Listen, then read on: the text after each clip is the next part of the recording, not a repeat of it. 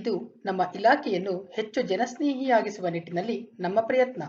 ಕರ್ನಾಟಕ ಸರ್ಕಾರ ನೋಂದಣಿ ಮತ್ತು ಮುದ್ರಾಂಕ ಇಲಾಖೆಯ ಪ್ರಸ್ತುತಿ ಕಾವೇರಿ 2 ತಂತ್ರಾಂಶದ ಮೂಲಕವಾಗಿ ದಾನಪತ್ರ ನೋಂದಣಿಗೆ ಡಾಟಾ ನಮೂದು ಮಾಡುವ ವಿಧಾನವನ್ನು ತಿಳಿಸುವ ವಿಡಿಯೋ ತುಣುಕಿಗೆ ನಿಮ್ಮೆಲ್ಲರಿಗೂ ಸುಸ್ವಾಗತ. ಬನ್ನಿ ಹಾಗಾದರೆ ನೇರವಾಗಿ ತಂತ್ರಾಂಶದ ಮೂಲಕ ದಾನಪತ್ರಗಳ ನೋಂದಣಿಗೆ ಡಾಟಾ ನಮೂದು ಮಾಡುವ ವಿಧಾನವನ್ನ ತಿಳಿದುಕೊಳ್ಳೋಣ. ನಾವೀಗ ಬಳಕೆದಾರರ ಲಾಗಿನ್ ಪರದೆಯಲ್ಲಿದ್ದೇವೆ. ಒಂದು ದಾನಪತ್ರವನ್ನ ನೋಂದಣಿ ಮಾಡುವ ಸಂದರ್ಭದಲ್ಲಿ ದಾನಪತ್ರ ಯಾವ ಮಾದರಿಯ ಆಸ್ತಿಯನ್ನ ಒಳಗೊಂಡಿದೆ ಅನ್ನೋದು ಬಹಳ ಮುಖ್ಯ ಆಗಿರುತ್ತೆ. ಅಂದ್ರೆ ದಾನ ಮಾಡುವಂತಹ ಸ್ವತ್ತು ಬಿಬಿಎಂಪಿ ಅಥವಾ ಕಾರ್ಪೊರೇಷನ್ ಅಥವಾ ಕೃಷಿ ಜಮೀನು ಅಥವಾ ಗ್ರಾಮ ಪಂಚಾಯಿತಿ ವ್ಯಾಪ್ತಿಯಲ್ಲಿರುವ ಸ್ವತ್ತು, ಟಿಎಂಸಿ ಸಿಎಂಸಿ ವ್ಯಾಪ್ತಿಯಲ್ಲಿರುವ ಸ್ವತ್ತೇ ಎಂಬುದನ್ನ ಮೊದಲು ಖಾತ್ರಿಪಡಿಸಿಕೊಳ್ಬೇಕಾಗತ್ತೆ.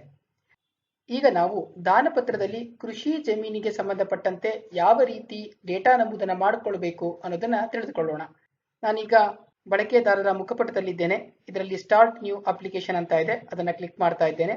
ಇಲ್ಲಿ ಡಾಕ್ಯುಮೆಂಟ್ ರಿಜಿಸ್ಟ್ರೇಷನ್ ಕ್ಲಿಕ್ ಮಾಡ್ತಾ ಇದ್ದೇನೆ. ಮಾಹಿತಿಯನ್ನ ಓದಿಕೊಂಡಿದ್ದೇನೆ, ಕಂಟಿನ್ಯೂ ಕ್ಲಿಕ್ ಮಾಡ್ತಾ ಇದ್ದೀನಿ. ಇಲ್ಲಿ ನೇಚರ್ ಆಫ್ ಡಾಕ್ಯುಮೆಂಟ್ ಅನ್ನ ಗಿಫ್ಟ್ ಅಂತ ಹೇಳಿ ಸೆಲೆಕ್ಟ್ ಮಾಡ್ಕೊಳ್ಬೇಕು. ಇಲ್ಲಿ ಆರ್ಟಿಕಲ್ ಅನ್ನ ಗಿಫ್ಟ್ ಅಂತ ಹೇಳಿ ಸೆಲೆಕ್ಟ್ ಮಾಡ್ಕೊಳ್ಬೇಕು. ಸಬ್ ಆರ್ಟಿಕಲ್ ನ 28B3 ಅನ್ನ ಆಯ್ಕೆ ಮಾಡ್ಕೊಳ್ಬೇಕು. ಇಲ್ಲಿ ನಾನು ಕಂಟಿನ್ಯೂ ಬಟನ್ ಅನ್ನ ಕ್ಲಿಕ್ ಮಾಡ್ತಾ ಇದ್ದೀನಿ. ನಾನು ಈಗ ಅಗ್ರಿಕಲ್ಚರ್ ಪ್ರಾಪರ್ಟಿಯನ್ನ ನೋಂದಣಿ ಮಾಡ್ತಿರೋದ್ರಿಂದ ಅಗ್ರಿಕಲ್ಚರ್ ಸೆಲೆಕ್ಟ್ ಮಾಡಿಕೊಂಡೆ. ಇಲ್ಲಿ ಸ್ವತ್ತು ಯಾವ ಜಿಲ್ಲೆ ಮತ್ತು ತಾಲೂಕಿನ ವ್ಯಾಪ್ತಿಯೊಳಗಡೆ ಇದೆ ಅನ್ನೋದನ್ನ ಆಯ್ಕೆ ಮಾಡ್ಕೊಳ್ಬೇಕು. ನಮೂದು ಮಾಡ್ತಾ ಇದ್ದೀನಿ. ಬಂದಂತಹ ಡೇಟಾವನ್ನ ಗಮನಿಸ್ತಾ ಇದ್ದೀನಿ. ಈ 1 ಎಕರೆ 5 ಗುಂಟೆ ಜಮೀನಿದೆ. ಈ 1 ಎಕರೆ 5 ಗುಂಟೆ ಜಮೀನಲ್ಲಿ ಪಾರ್ಷಿಯಲ್ ಏನಾದ್ರೂ ಅರ್ಧ ಭಾಗವನ್ನ ದಾನ ಕೊಡ್ತಾ ಇದ್ರೆ ನೀವು ಮೋಜಣಿ ಇಲಾಖೆಯಿಂದ ಲವೆನಿ ಸ್ಕೆಚ್ ಅನ್ನ ಮಾಡಿಸಿ ಆ ಲವೆನಿ ಸ್ಕೆಚ್ ನಂಬರ್ ಅನ್ನ ಇಲ್ಲಿ ನಮೂದು ಮಾಡಬೇಕಾಗತ್ತೆ.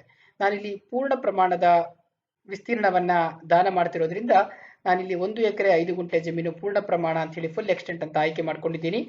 Select property and continue button ಅನ್ನ ಕ್ಲಿಕ್ ಮಾಡ್ತಾ ಇದ್ದೀನಿ. ನೀವು ಗಮನಿಸ್ತಾ ಇದ್ದೀರಿ, ಸಂಕ್ಷಿಪ್ತ ಮಾಹಿತಿ ಸಿಕ್ಕಿದೆ. ಮತ್ತೊಂದು ಪ್ರಾಪರ್ಟಿಯನ್ನ ಆಯ್ಕೆ ಮಾಡ್ಕೊಳ್ಬೇಕಾದ್ರೆ ಆಡ್ ನ್ಯೂ ಪ್ರಾಪರ್ಟಿ ಅಂತ ಕೊಡಬೇಕು. ನಾನಿಲ್ಲಿ ಒಂದೇ ಪ್ರಾಪರ್ಟಿಯನ್ನ ಆಯ್ಕೆ ಮಾಡ್ಕೊಂಡಿದ್ದೀನಿ. ಹೀಗಾಗಿ ಸೇವ್ ಪ್ರಾಪರ್ಟಿ ಅಂಡ್ ಕಂಟಿನ್ಯೂ ಕೊಡ್ತಾ ಇದ್ದೀನಿ. ಈಗ ಶೆಡ್ಯೂಲ್ ವಿವರವನ್ನ ನಮೂದು ಮಾಡ್ತಾ ಇದ್ದೀನಿ. ಪ್ರಾಪರ್ಟಿ ಡಿಸ್ಕ್ರಿಪ್ಷನ್ ಅನ್ನ ನಮೂದು ಮಾಡಿದ್ದೀನಿ. 1 ಎಕರೆ 5 ಗುಂಟೆ ಜಮೀನು. ಈ ಪ್ರಾಪರ್ಟಿ ಡಿಸ್ಕ್ರಿಪ್ಷನ್ ಅನ್ನ ನಮೂದು ಮಾಡಬೇಕಾದ್ರೆ ಬಹಳ ಎಚ್ಚರಿಕೆಯಿಂದ ನಮೂದು ಮಾಡಬೇಕು. ಯಾಕೆಂದ್ರೆ ಇದು ನಿಮ್ಮ ಋಣಭಾರ ಪ್ರಮಾಣ ಪತ್ರದಲ್ಲಿ ನಮೂದಾಗುವಂತಹ ಮಾಹಿತಿ ಆಗಿರೋದ್ರಿಂದ ಬಹಳ ಎಚ್ಚರಿಕೆಯಿಂದ ನಮೂದು ಮಾಡಬೇಕಾಗತ್ತೆ. ಸೇವ್ ಅಂಡ್ ಕಂಟಿನ್ಯೂ ಅನ್ನ ಕ್ಲಿಕ್ ಮಾಡ್ತಾ ಇದ್ದೀನಿ. ಈಗ ನೀವು ಪಾರ್ಟಿ ಇನ್ಫಾರ್ಮೇಶನ್ ಸ್ಕ್ರೀನ್ ಅನ್ನ ಗಮನಿಸ್ತಾ ಇದ್ದೀರಿ. ಇಲ್ಲಿ ಪಾರ್ಟಿ ಇನ್ಫಾರ್ಮೇಶನ್ ಅನ್ನ ನಮೂದು ಮಾಡಬೇಕು. ಇದು ಕೃಷಿ ಜಮೀನು ಆಗಿರೋದ್ರಿಂದ ನಿಮಗೆ ಮಾಲೀಕರ ಹೆಸರು ಸ್ವಯಂ ಮಾಪನ ಆಗಿದೆ. ಉಳಿದಂತ ಮಾಹಿತಿಯನ್ನ ನಮೂದು ಮಾಡ್ತಾ ಇದ್ದೀನಿ. ಎಲ್ಲ ಮಾಹಿತಿಯನ್ನ ಬಹಳ ಸ್ಪಷ್ಟವಾಗಿ ನಮೂದು ಮಾಡಬೇಕಾಗತ್ತೆ. ಎಕ್ಸಿಕ್ಯೂಟೆಂಟ್ 1 ಮಾಹಿತಿಯನ್ನ ಸೇವ್ ಮಾಡಿದ್ದೀನಿ. ಈಗ ಎಕ್ಸಿಕ್ಯೂಟೆಂಟ್ 2, ಇಲ್ಲಿ ನಾನು ಎಕ್ಸಿಕ್ಯೂಟೆಂಟ್ 2 ಅನ್ನ ಕ್ಲೈಮೆಂಟ್ ಮಾಡ್ತಾ ಇದ್ದೀನಿ. ಅಂದ್ರೆ ಇವರು ದಾನ ಪಡೆದುಕೊಳ್ಳುವವರು. ಎಕ್ಸಿಕ್ಯೂಟೆಂಟ್ 1 ದಾನ ಕೊಡುವವರು, ಎಕ್ಸಿಕ್ಯೂಟೆಂಟ್ 2 ದಾನ ಪಡೆದುಕೊಳ್ಳುವವರು. ಹೀಗಾಗಿ ನಾನು ಈಸ್ ಕ್ಲೈಮೆಂಟ್ ಎಸ್ ಅಂತ ಹೇಳಿ ಮಾಡಿದ್ದೀನಿ. ಈಗ ದಾನ ಪಡೆಯುವವರ ಮಾಹಿತಿಯನ್ನ ನಮೂದು ಮಾಡ್ತಾ ಇದ್ದೀನಿ. ನೀವು ಗಮನಿಸ್ತಾ ಇದ್ದೀರಿ, ಪೂರ್ಣ ಮಾಹಿತಿಯನ್ನ ಭರ್ತಿ ಮಾಡಾಯಿತು. ಈಗ ಸೇವ್ ಎಕ್ಸಿಕ್ಯೂಟೆಂಟ್ 2 ಅನ್ನ ಕ್ಲಿಕ್ ಮಾಡ್ತಾ ಇದ್ದೀನಿ. ಸೇವ್ ಎಕ್ಸಿಕ್ಯೂಟೆಂಟ್ ಇನ್ಫಾರ್ಮೇಶನ್ ಸೇವ್ಡ್ ಸಕ್ಸಸ್ಫುಲಿ ಬಂದಿದೆ. ಈಗ ಮೂವ್ ಟು ಪ್ರೆಸೆಂಟರ್, ಇಲ್ಲಿ ಪ್ರೆಸೆಂಟರ್ನ ಆಯ್ಕೆ ಮಾಡ್ತಾ ಇದ್ದೀನಿ. ಮೇಕ್ ಪ್ರೆಸೆಂಟರ್ ಬಟನ್ ಅನ್ನ ಕ್ಲಿಕ್ ಮಾಡಿದೆ. ಈಗ ಐಡೆಂಟಿಫೈಯರ್ ಮಾಹಿತಿಯನ್ನ ಭರ್ತಿ ಮಾಡ್ತಾ ಇದ್ದೀನಿ. ಈಗ ಐಡೆಂಟಿಫೈಯರ್ ಯಾವ ಎಕ್ಸಿಕ್ಯೂಟೆಂಟ್ ಅನ್ನ ಗುರುತಿಸ್ತಾ ಇದ್ದಾರೆ ಅನ್ನೋದನ್ನ ನಮೂದು ಮಾಡ್ತಾ ಇದ್ದೀನಿ. ಸೇವ್ ಐಡೆಂಟಿಫೈಯರ್ 1 ಕೊಟ್ಟಿದ್ದೀನಿ. ಮತ್ತೆ ಐಡೆಂಟಿಫೈಯರ್ 2 ಮಾಹಿತಿಯನ್ನ ನಮೂದು ಮಾಡ್ತಾ ಇದ್ದೀನಿ. ಈಗ ಎರಡನೇ ಐಡೆಂಟಿಫೈಯರ್ ಯಾವ ಎಕ್ಸಿಕ್ಯೂಟೆಂಟ್ ಅನ್ನ ಗುರುತಿಸ್ತಾ ಇದ್ದಾರೆ ಅನ್ನೋದನ್ನ ನಮೂದು ಮಾಡ್ತಾ ಇದ್ದೀನಿ. ಈಗ ಸೇವ್ ಅಂಡ್ ಕಂಟಿನ್ಯೂ ಕೊಡ್ತಾ ಇದ್ದೀನಿ. ಈಗ ಐಡೆಂಟಿಫೈಯರ್ 2 ಕೂಡ ಸೇವ್ ಆಗಿದೆ.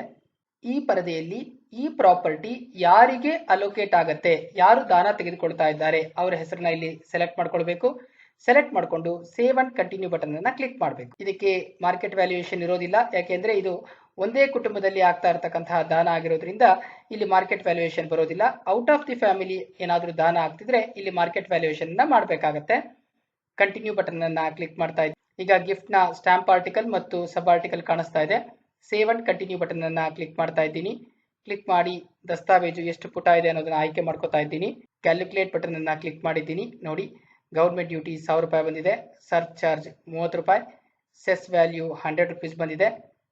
ಒಟ್ಟು 1130 ರೂಪಾಯಿ ಸ್ಟಾಂಪ್ ಡ್ಯೂಟಿ, ರಿಜಿಸ್ಟ್ರೇಷನ್ ಫೀಸ್ 1000 ರೂಪಾಯಿ, ಮ್ಯೂಟೇಷನ್ ಫೀಸ್ 35 ರೂಪಾಯಿ, ಸ್ಕ್ಯಾನಿಂಗ್ ಫೀಸ್ 210 ರೂಪಾಯಿ ಬಂದಿದೆ. ಒಟ್ಟು ನೀವು 2375 ರೂಪಾಯಿಗಳನ್ನ ಸರ್ಕಾರಕ್ಕೆ ಪಾವತಿ ಮಾಡಬೇಕಾಗತ್ತೆ. ಈಗ ಸೇವ್ ಅಂಡ್ ಕಂಟಿನ್ಯೂ ಬಟನ್ ಅನ್ನ ಕ್ಲಿಕ್ ಮಾಡ್ತಾ ಇದ್ದೀನಿ. ನೀವು ಡೇಟಾ ನಮೂದು ಮಾಡಿದ ಸಂಪೂರ್ಣ ಮಾಹಿತಿ ನಿಮಗೆ ಈಗ ಕಾಣಿಸ್ತಾ ಇದೆ.